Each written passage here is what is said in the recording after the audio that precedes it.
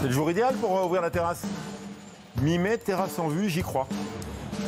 Elle est plein sud et bon, dès qu'il y a même un tout petit rayon de soleil, les températures montent, c'est très agréable. Vous voyez, même là, on serait presque, même s'il fait 14 degrés, on est bien là, quoi. Télécommande à la main, Pascal Mousset est prêt à découvrir sa terrasse, sitôt le feu vert donné. On y croit, on s'y prépare. On a vu Londres ouvrir lundi. On sait qu'en Espagne, ça tourne. On sait qu'il y a plein de pays où les restaurants sont ouverts en terrasse. En Californie, j'ai un copain, il a ouvert son resto il y a déjà, depuis le mois de février, il sert en terrasse.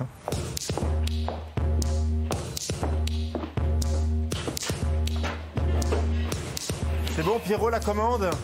Ça va, c'est sympa, hein? Ça donne envie. C'est la plus belle période de l'année pour les cuisiniers. Vous avez tous les légumes. Bon, les fruits, ça va être plus compliqué, vous avez vu, avec le gel.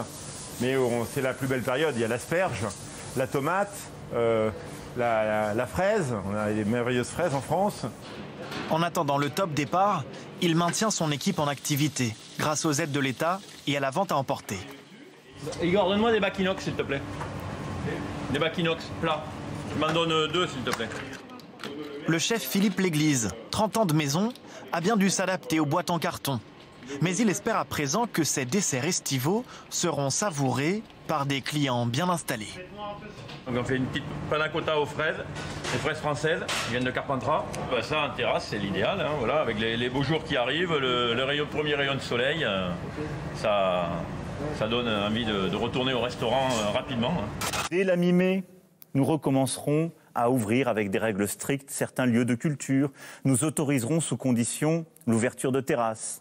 Et nous allons bâtir entre la mi-mai et le début de l'été un calendrier de réouverture progressive pour la culture, le sport, le loisir, l'événementiel, nos cafés et restaurants.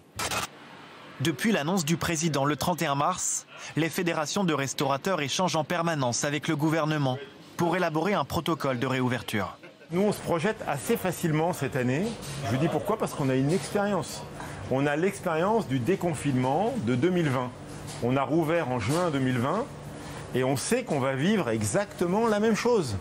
Parce que quand on a rouvert en juin 2020, personne ne pensait qu'on allait refermer le 29 octobre. On pensait que c'était fini, c'est derrière nous la pandémie. Donc là, je sais comment ça va se passer.